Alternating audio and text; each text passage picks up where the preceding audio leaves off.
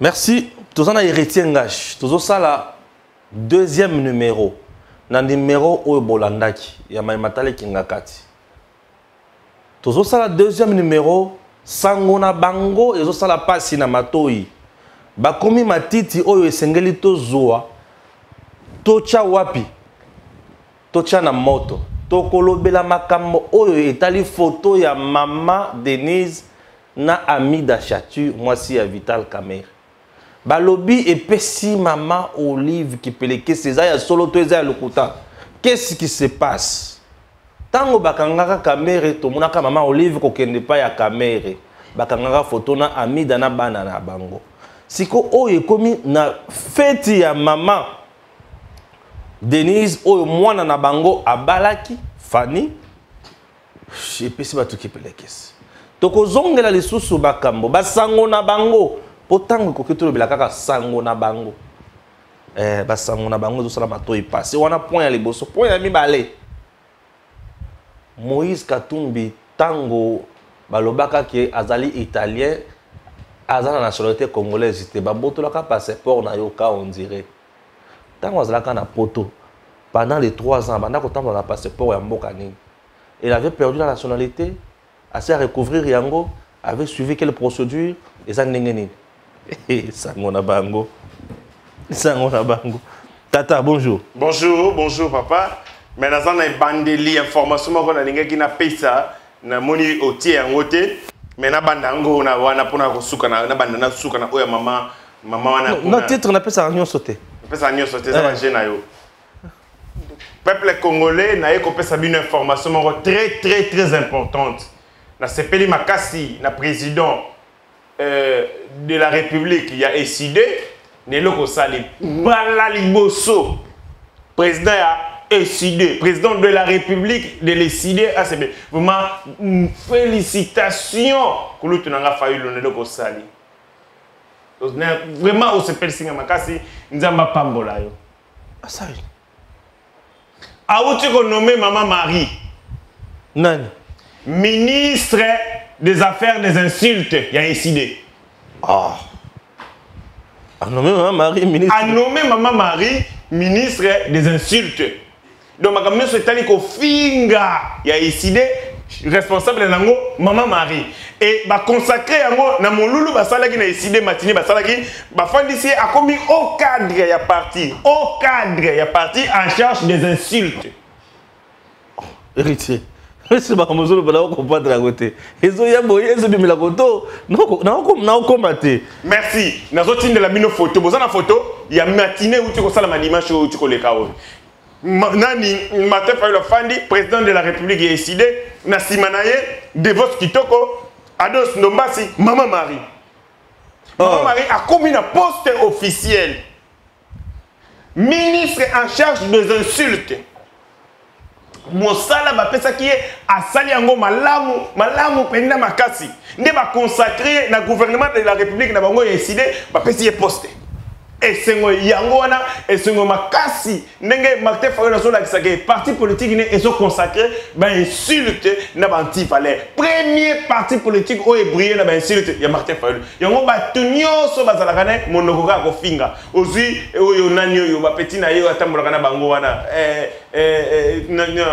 asonora sukite wana ndeko nanga wana motetela nani muninga no botangine kelasi Prince Epenge muta mafinga ozui bango nyoso Epenge azam to décidé te non mais aza petit na c'est les partis na yoto abosana azaki na parti politique ya ndeko na biso ya pembe ya mundele nani Chalupa azaka président pas azate ya aza ADD Congo do odi kombo na muté aza moto décidé comment moto décidé donc parti politique na ye eza meza malette atambola kango na sama peka yemoko ADD Congo mais aza moto décidé tous les petits au bazana Martin Fayulu a bebisi bango na kofinga Martin Fayulu azoko consacrer biso to finga Kabila te non on a fait une opposition réfléchie ya maele to ça Kabila mes gestion médiocrité biso to de kolobango tikabo ça et puis en plus on a fait raison koloba makamso pour na Kabila quand on dit Kabila aza rwandais.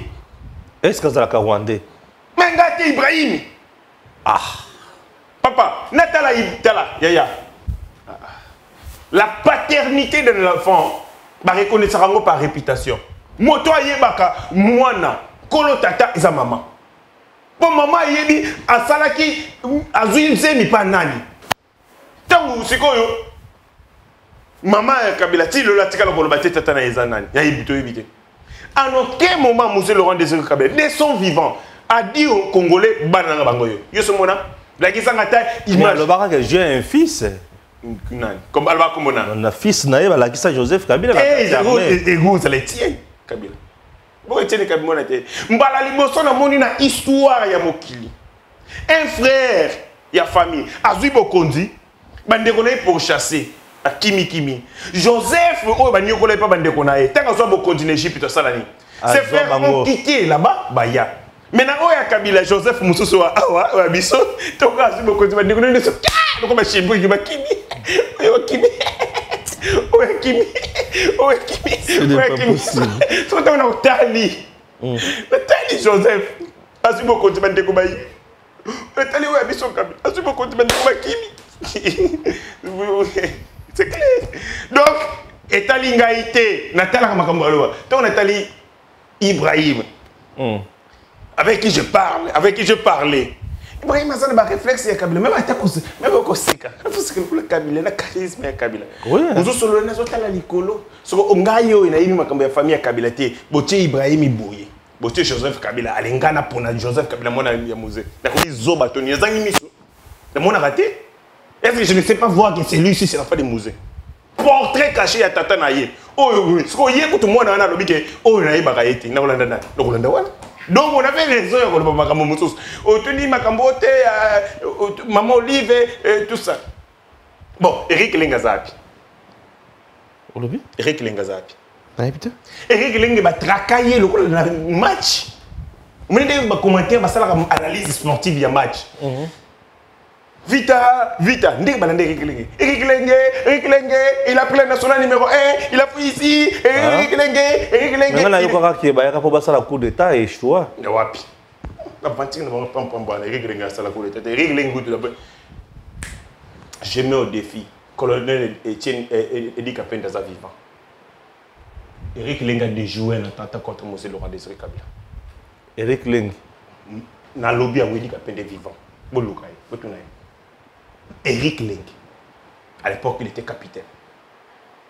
Massolé Salami, on voulait porter Balinga qui va attaquer M. Laurent Désiré Kabila. Mais Eric Lengue va neutraliser Yango.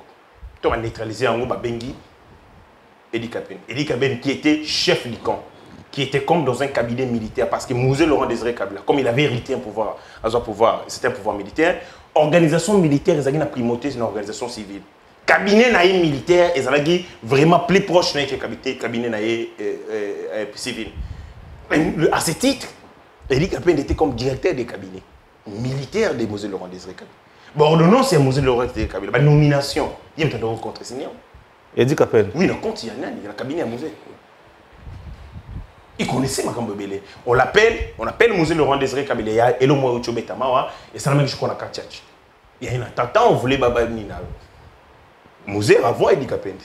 Il arrive, il rencontre, place Basaïki, on a officiers généraux et tout ça. À Moni, Nanyoyo, c'est monsieur qu'on appelle. Celui qui n'a autre chose, Nani, Eric Lengue. Il est à Koti, à Moni Eric Lengue na Munduki. Il demande à Eric Lengue. Parce que ceux qui sont allés dans une rencontre avec les officiers, il faut que tu consigner Munduki na Bino.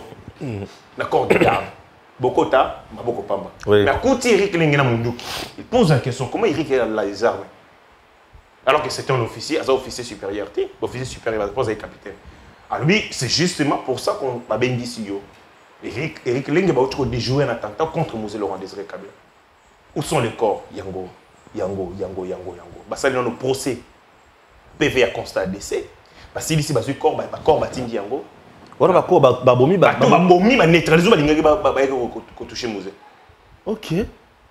Neutraliser, il a dit on commence par où? On commence par ici. Il demande ça la procès verbal, PV, il va conserver décès. Si ici, corps, à boucler l'enquête, à solo il transmet le dossier à Mosé Laurent Désiré Kabila. Voilà l'attentat, qui étaient l'instigateur ou bien l'autorité morale est attentat. Joseph Kabila. Gâché. Eza yango ba militaire baloba. Ba petit akanchach, ba petit bazaki na kati la baguette. On osa Joseph Botasindi biso. Après lui a mené des investigations. C'est trop fort Mamozo. A sali une investigation à Silici, à Ibisi Mosé Laurent Désiré Kabila. Les enquêtes et abouti d'après ba lobby les atels. Mosé Laurent Désiré Kabila regarde. Il dit tant il y a 6 enquêtes, il fallait pas faire ça de suite. La première, c'est que fallait qu'il transmettre les dossiers, l'auditorat militaire, l'auditorat général, l'auditorat supérieur, pour là, parce que comme ce sont des, Joseph c'était un militaire, et comme c'est des faits militaires, pas poursuivre, ça va être auditionné et tout ça. Ou soit, à partir de là, va classer le dossier sans suite. Et M. Laurent Désiré Kabila prend le document. Dans l'enquête qui a incriminé Joseph Kabila, il écrit la bique rouge que ce soit la dernière fois que M. Joseph Kabila soit impliqué dans une affaire concernant un assassinat contre une personne. Le jour qu'il le fera, tuez-le. Il prend l'original de ce dossier, il met dans son document, il prend la photocopie, il donne à l'handicapé. Hein? Wana sanguna bango. Ngasa ba fatikte. Nazana ba biloko na bango. C'est pas pour rien que tu linga bango té. C'est pas parce qu'on a une haine contre bango, on n'a pas la haine contre eux. Mais parce que tu yebi ba makambo mususu qu'on ne pouvait pas dire. Mais sango wana zo sala bato mabe, zo sala bato passe nzambe na ngai. Papa bonheur. Papa bonheur. Mais oui, c'est ce qu'on appelle le papa bonheur. Ça peut aussi être vrai, ça peut être aussi faux. On ne sait pas. Mais dans Mosé Laurent Désiré Kabila, il y a eu des accusations plus d'une fois contre Joseph Kabila. Quand on visait Tatanaï. Bon, moi, non, mon papa, non. Deuxième élément, comment est-ce que les enfants de Mosé ont fui tant qu'on était dans le pouvoir? Alors qu'il fallait pas là. Parce que c'était leur pouvoir. C'est comme des ténèbres qui se gardent dans Bokondi et Félix. Bana nyonso, Etienne. Faut pas zonga. Na boba yebana no ba yebana te soki bazali. Parce que c'est leurs frères. Moi, j'ai vu des gens, je vous donne un exemple simple.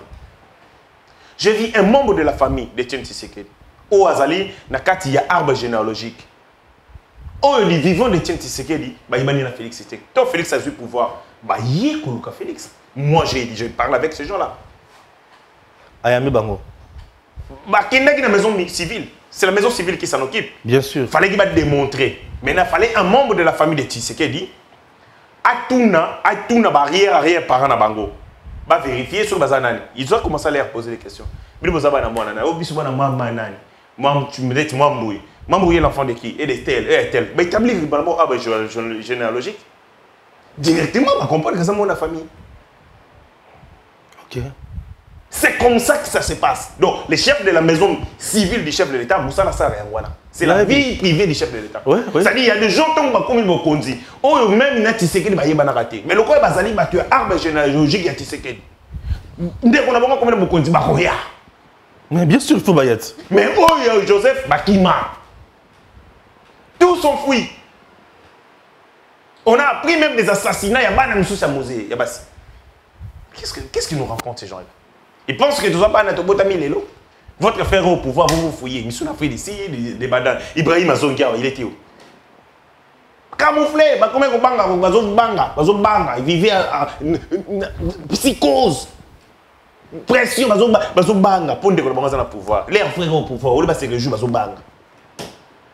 C'est l'enfant d'autrui. Moi, je sais que Etienne, tu as le pouvoir de la liberté. Mais tu sais qu'il a donné la liberté aux enfants de Mosé Laurent Désiré Kabila. Bien sûr, bien sûr. La liberté aux enfants de Mosé Laurent Désiré Kabila. Pendant que leurs frères les avaient tenus en esclaves ici, pendant 18 ans. Ils étaient des esclaves, des rats qu'on chassait partout. Mais tu vas partir à Pamba, Bakeba, le Yenge, ils ne peuvent pas intimider un vrai Congolais, les pères et les mères. Au deuxième chapitre. Donc, aux à peu près 10 chapitres. Ils ne peuvent pas intimider l'enfant de Tshisekedi.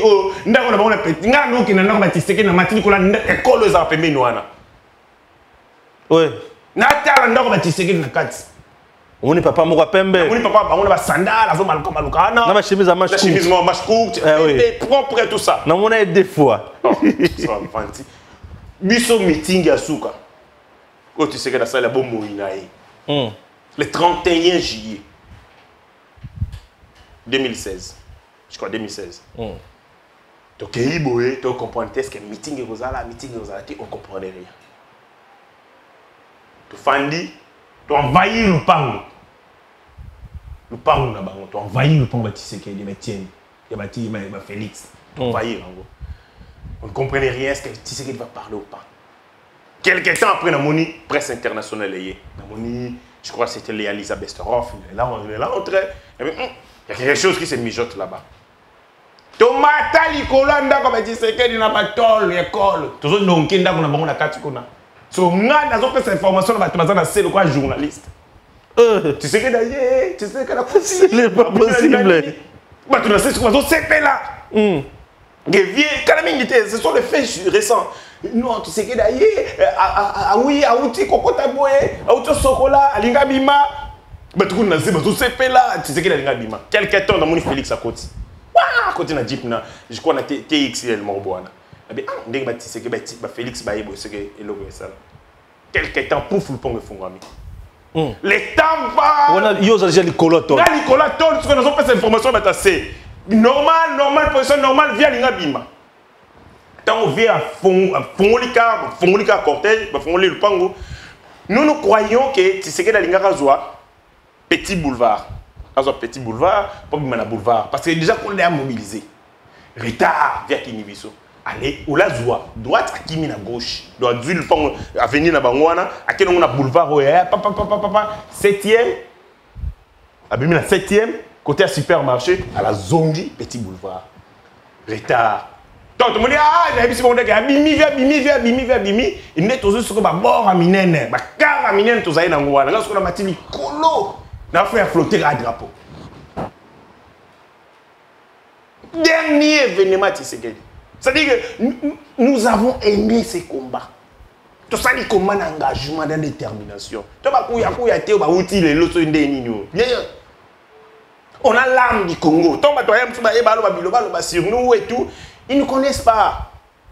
Mais tu vas limiter, tu vas campa, ma colo, boya rawana limité. Boyo qui douce, bo pe, ba peseli, bo zongi. Boya école va former bino. Ba ça école moro va former Joseph Kabila. Une seule école de formation. Ah, autant armée. Hein? Une armée. Armée, attends, à suivre formation. Il faut attendre. Non, il y a une formation machine. Non, il y a une formation machine et tout ça. Non. Dans le côté de Kabila, Joseph, même tactiquement, c'est pas un bon officier. Tactiquement, c'est quelqu'un qui a profité d'un complot. Il est le bénéficiaire d'un complot. Est-ce qu'il était directement impliqué ou pas? Je ne sais pas, mais il a bénéficié. C'est des complots. C'est quoi? On peut diminuer ça aussi. La carte à complot. Au moins, il mystique qui a pouvoir. Quand on dit que c'est lui qui a un pouvoir, pouvoir est bangisaka. Pouvoir est un mystique. Il y a des gens. Oyo, tant Joseph Azuma solo, babangi. Ok. Il savait fouiller. Il ne savait pas. Pour la banque, ah, quand on salami to éviter. Est-ce que salami aux États-Unis? Que salami a. Que salami a. Voulant chercher des choses. Ça a permis que de plus en plus à réconforter le pouvoir naïe. Et puis, il a aussi profité. Il a profité aussi de la naïveté, de l'esprit à cupidité. Il y a certains politiques congolais qui pouvaient montrer les Congolais les chemins. Mais, cupides, ils avaient vu leur intérêt. Va protéger. Il a pris les biceps. Sinon, comment s'imposer? Quand je regarde Joseph Kabila de 97, je regarde Kabila comme ça, c'est nous-mêmes qui sommes formés. C'est nous-mêmes qui sommes c'est nous, Bissou, Congolais, irresponsables. Certains Congolais, on pouvait, à ces moments, nous éviter ces drames de l'histoire. Tant que nous avons confié, le pays devait être géré par Fidel Omantou. fallait te respecter, d'écrire loi constitutionnelle, il y a des 1997. Portant organisation et fonctionnement du pouvoir en République démocratique du Congo. Pourquoi on ne l'a pas fait? Pourquoi on avait violé ces décrets-loi? Donc Joseph Abandi a violé, mais bien qu'on des bandits. C'est ça, non? Il est violé à extrême. Joseph Kabila viola Kawanate. Joseph Kabila viola même l'accord global inclusif. L'accord global inclusif a été signé en 2002. Il était prévu toute cette transition à 3 ans. Dans les premières élections, il fallait que tout ça en 2005. Il y a en 2005, au Bemba papa, maman, ceux qui m'ont abîmé, attends la photo. Il avait violé. A violé l'accord. Allez. En 2005, tout tombe caduc. Voilà. Tout tombe caduc. Donc, le 30 juin 2005, et puis lui-même avait dit, ceux qui n'ont commis le 30 juin 2005, qui ont organisé l'élection, j'ai démissionné. Il n'a pas démissionné. Donc, c'est la nature. Il a géré le pays avec les mensonges, avec la dictature, la barbarie, les répressions. Les gens ont dit, nous ici, on était pas aussi le téléphone. Ouais, ouais. Le téléphone, on a une image à guerre. On a une image à guerre. Oh, on a une image à guerre. Donc, si on a une image à foutre blanche, tu as chic nourrice dans le téléphone, on a les images à guerre. Bah, quand on a une image maintenant, chic nourrice dans le téléphone, on a une image à guerre. C'est ce qu'on a vécu dans ce pays. Mais ici, les gens sont libres. Bah, ça, comme l'on va dire. Bah, tout bazar la prison, ce sont des délinquants. Bah, tout bakangami, ce sont des délinquants, ce sont des gens qui sont en conflit contre la loi. Motomora kangami comme prisonnier politique. Tout n'a Georges Kapiamba. Aïe, comment nous nous défilions le régime à Kabila. Ne pas plainte Nabiso, Balobé Labiso, tel la limoué, lever, tout le monde a été. C'est quoi ce que nous avons kangi? Ça n'a rien à voir. Oh, arrestation politique. Personne n'est arrêté pour des arrestations politiques. Donc, aux hommes qui entre Kinshasa, je connais Kouango. À l'époque de Kabila, il y avait à peu près 46 barrières. 46 barrières. Ils ont rançonné les Congolais. Si quand on OK, il va barrer exactement. Kinshasa, bomba. 36 barrières. Si ça se bomba. Je crois bomba. Partout, partout. Barrière, barrière, barrière. On en voit plus. Ce sont des policiers de circulation routière, ils ont réglé là et tout. Ça veut dire que les Congolais, ils ont Kenya. Est-ce que vous savez qu'avec les agents de renseignement et régime Kabila, il y a un boulevard. Un taximen est belé bande vous savez agent de renseignement. Au matin na kati taxi boy abandi makama politique. Atuna ori kama politique. Ah Kabila boy na boy poloba. So bandi oloba. Au bandi oloba. Si place au lungu koma, balinga ba même place tel va changer de destination. Beaucoup de gens va perdre la vie bon.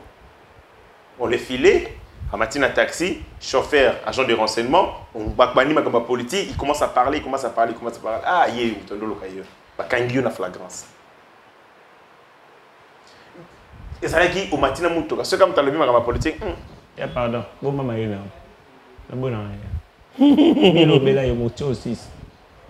C'est dans le boulevard. La ville. Parce qu'il y a une place maintenant, l'autre, qui est la ville. Ok. La ville, la boulevard. Il y a un motard. Il y a un petit bassin, un petit renseignement, un petit peu perdu. On a recruté des jeunes. Ils sont payés par mois. Mais ce sont des jeunes du parti qui ont perdu. Moussa Bando Salam Moussa Bassal besoin. Ils étaient partout, dans l'université, dans la Nini, petit Basira, Kabafuta, petit Bangotou, on a des amis, moi je suis payé, moi je travaille là, je suis payé là. Moussa Bando Salam moi. Au matin, taxi, taximen, agent de renseignement. Abadi ko tumbola yo. Olo ba mabe Kabila. So le mika mabe Kabila, au bando ke mutu kabo ba changer leur destination. C'est comme ça on a enlevé les gens, beaucoup de gens. Mais c'est quand on a mon taxi, on a Transco, bazolo la Félix Mabé, bazolo la institution. Au senti que écrivez-moi moi le rôle ba tout monde ba kanga bango ba enchaîner bango sur ba tiki bango suko. Très bien. Dossier maman Olive photo maman Denise na ami d'Achature. Qu'est-ce qui se passe? Batunanga bazana kati kuna pour ça na batukuna. Ouais. La kinga kati na baninga na masala. Ça c'est la politique des Sun Tzu. J'ai des amis. Et infiltrer les rois. J'ai des amis. Mais Gims, tu es où? J'ai des amis qui travaillent dans Kinga Kati. Photo ya maman Olive, maman Denise na maman nani. Ba ebisinga ke lundi dernier. Denise et Amida. Lundi le roi de Kinga Kati na la reine de Kinga Kati balalité basali insomnie. Butu mobimba pongezati. Ce balimbala la ka be cauchemar ndoto balamuki sous. Photo ya maman Denise, la très distinguée première dame, na maman Amida Chature. Et ça dit bongo. Pas si makas. Oui pour nani. Songi et Jézabel. Songi. Tango bakuta nakana maman Amida. Haibisa maman Amida boy. Moni hein. Moni batondo soutenir. Est-ce que mon papa wa biso mobile nanga asala mobile no bongo te anyo ko la bongo te mo iti sekedi ba to te na sa ko ka bongo ba très mo ne mobile nazo sala mobile na o siko mama mi da pe na itaza ina ngo mobile na prison e ki karati nzamba la raté pouf ami da bimi ina ni caméra a quitté ami da lobi bato ba yebisaki ngai ke bazonyokola mobali nanga boni lelo akomi akite boni akomi akite kuna ba yebisaki ngai kote kuna ke basali yango po banyokola mobali nanga mais batiki mobali ngai ndenge nini amoni place amoni ke basa batalo kuta akomo se méfier na bango wana limbité atindi sube misère oh non bato wana basa bato ya côté kuna biso toza bata espace linguistique omoni makambo esalemaka na katanga falaki caméra epasaka ya eu des contacts esalama bato nyonso egra espace est donc ekomaki nde cop baopposé bata ouest na bata est on avait commencé avec le katanga fallait remonter baso bave baati baso espace est baopposé en espace ouest batinda be misère et simbadi. So tango lobby maman Denise, la très distinguée première dame, bah kutanina, moi si ya président. Très bien. Vital Kamerhe. Ba yambani ba solo liba, c'est une fête ya mariage. Ya mwana ya mokonza mboka.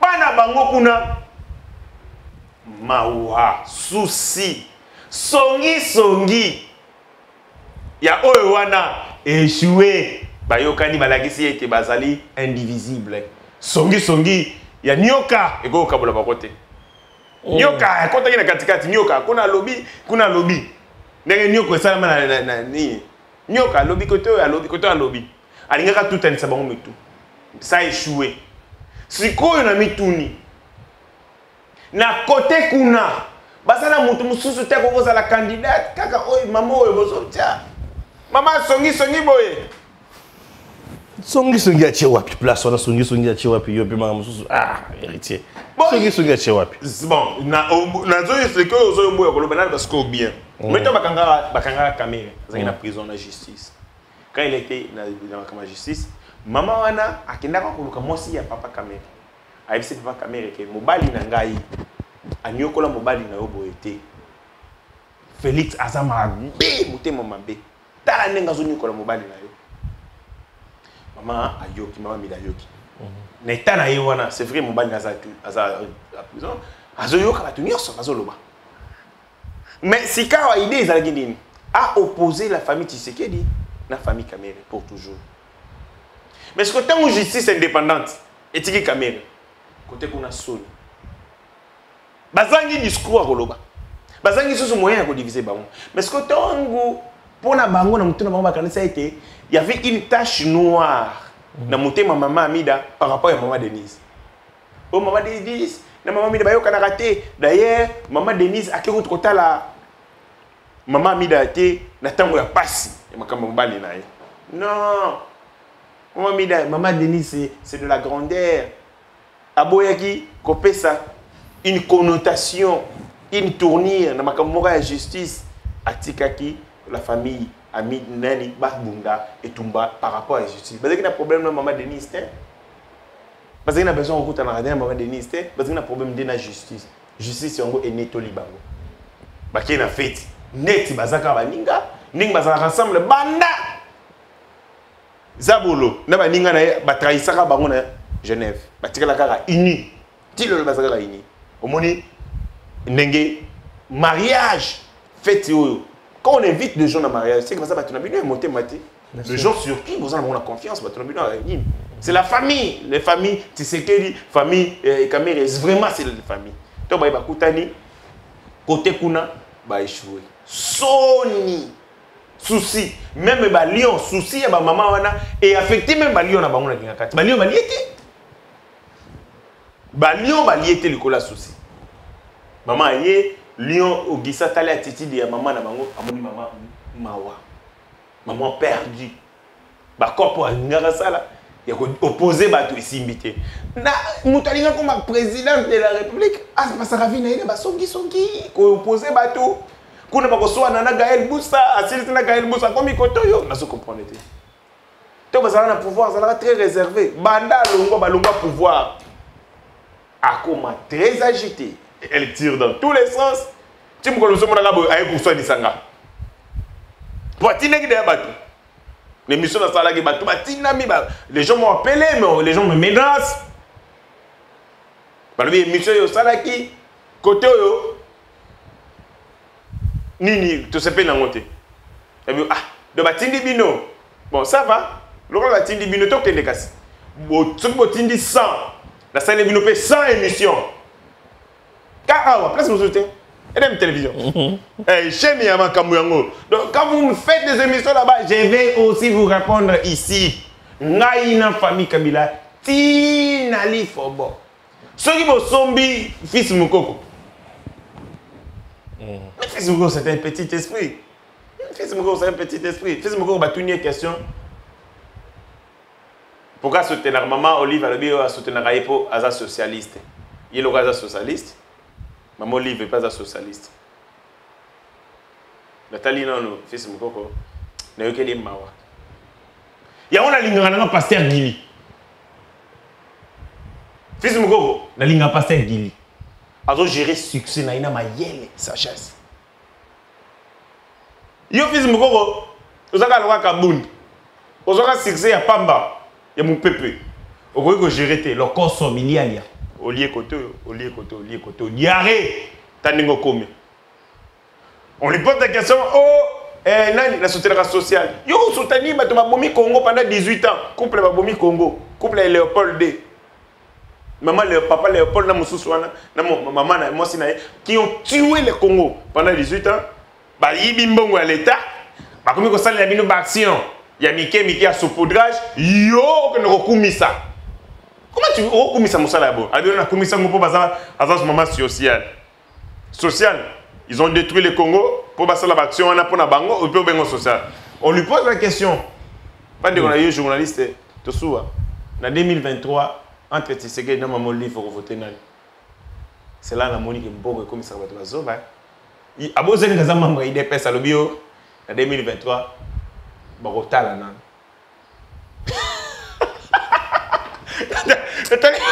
Abi Bagota la nan. Abi za chef. Fils Moukoko azolo kabata la nan en 2023. Abi naza moto ya rassemblement ezanga été fils Moukoko moto décidé. Armée de bâtisseurs. Armée de bâtisseurs ndé moto ko décider. Donc c'est comme si bako kota congrès. Pour pas décider. Bango baza bata IDPS mais en 2023 balobi bako vérifier nanu bako tala nanu alobi bako tala nanu et puis entre temps bati moto IDPS te bati déjà tomba. Alors, quand ils ont vu ça, tu sais que c'est. Et donc, on est tingaï, botenga kisi, botenga anesthésie, botenga anesthésie générale, na lali, na kuti na ngai anesthésie. Au tuninga na 2023 on voté na. Tu sais que. Est-ce est-ce qu'il y a débat? Même dans la subconscient, dans 2023, candidat dans Tshisekedi. Mais quand un membre de l'UDPS, entre guillemets, membre de l'UDPS, dit que dans 2023, il va raisonner dans nous. On dit que Mbongo et Baby Sarabatou. Ce qui est, nous, on continue à servir l'État. Nous avons bien cannabis. Maman Olive, vous allez prendre tout le monde, vous ne me prendrez pas. Il y a un jour, on a visite. Nagi kotala makambo sala na mekao ndenge bokumisi bana batu ba kwa shortcore nagi na mekao ba petit suki jaune logo na film o tumanda kotala na kala na sécheresse na Corée du Nord logo bana Darfour mais bana bazanga awa bazanga courant l'otili que ça la raté bana à peine na moni batie ba poto pour batu balobi mais comment boza mutema mabiyo na mobali na yo boza na courant tongo midi pourquoi bolala kana ngo bolamuka nango bebiso awa.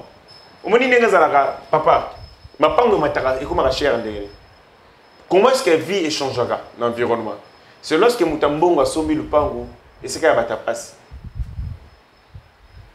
Tant qu'il y a sombi, à lotir, impact, il y a présence naïe, échanger et environnement naïe. Kabila est le seul Mouta sombi le pango et c'est qu'il y a un milieu pauvre. A-t-il changer vie à batouté.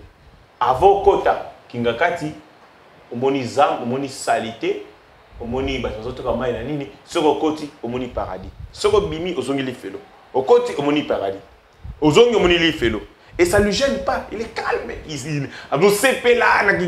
Il reçoit des gens, il recevoir des investisseurs pour signer contrat pour noter le pétrole.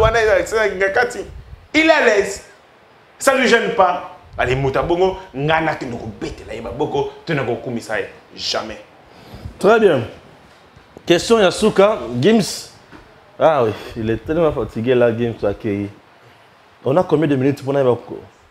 On a 37 minutes. On termine. On termine avec cette question. Moïse Katumbi, Tango Baboto le passeport. Avant de circuler dans l'Europe, le passeport, nationalité italien. Italien. Okay. Italien. Et là, quand Moïse, il faut pénétrer, c'est pas congolais clair. Vous appelez à Bilone? Moïse, c'est pas tout clair, bah y baka. Pour moi, tout le monde a tourné la question, non. Nani, tant que fait, c'est qu'elle a bien Katumbi a azalaki na nationalité ni. Tant que Félix a bien dit Moïse a azalaki na nationalité congolaise. Mais c'est le moins la nationalité congolaise d'origine. Deuxième élément, Moïse Katumbi a kaka na nationalité congolaise, a na nationalité moussous. Or, conformément à l'article 10 de la Constitution, Moïse Katumbi a congolais, yon to a congolais parce que le principe de l'exclusivité de la société congolaise fait que ceux qui ont eu moussous, continuent à détenir moussous, au père de congolais. Bien sûr. Yon a le barakaza congolais. Parce qu'il continue à détenir. C'est-à-dire, c'est de l'escroquerie. Il prend une nationalité sans respecter les conditions. Il y a détention à la nationalité. Il y a une escroquerie. Et là, est-ce que vous savez que Moïse Katumbi a pris une carte d'électeur? J'ai comme l'impression qu'il avait même piraté les services Yasseni. A joué carte d'électeur ou a joué carte d'électeur, alors qu'en ce moment-là, il est en exil. Oh!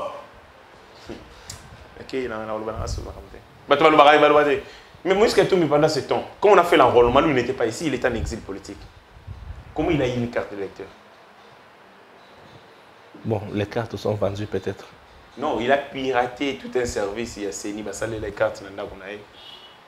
Ça a des possibilités. Soit il est venu de manière clandestine, à corrompre service NIOS, que ce soit il y a ma garde frontière, ma bureau à Séni, à cotiller, comme Moïse Katumbi, à une carte d'électeur à Zongi na Zambie. Soit à un bureau mobimba à Séni, à Kimime en Zambie, à saler les cartes d'électeur, à payer ça. Enrôlement seulement Moïse n'était pas ici. On n'a pas procédé à l'enrôlement des Congolais de l'étranger. Lui était à l'étranger, comment il a eu les cartes d'électeur? Maman na mafia et puis na ende na mafia. A frappa. Et pourquoi Moïse il y a Somba Badunio, ça habite au Somba République. À Somba République, à Zoménacé, à Somba République. Non, comme des jeunes, à Messana na deal Makas. Waouh. Bon, tout ce que là, non. Même yo pe bo je me savoir au sombo wa. T'es l'autre. A sombi yo na ba caméraman na on so sombi. L'autre. Pero yo na ça. Il était bien parti pour Asombam. Moi, je suis déjà très mal parti pour Asombam. Il y a un bino ta poto ba toro ba papa vous mo sunga. Faut les mettre dans des conditions. Ça moussa ma casse hein. Ba menace, ba pression, ba tentative d'achat de conscience et de corruption. Puis quand ça y est, le papier maïl ka lokola iti. Français, tout ça réfléchira bien. Mais peut-être on va ça pour moi 1000, moi 1000, moi 1000, moi 1000, ça va finir 7000, des gens finir à 7000 va ça va finir 7000, finir 1000. En 10 000 naïe. Ateka bon moyen naïe, ateka honneur naïe pour na billet de banque. On tourne mon Voilà. Merci.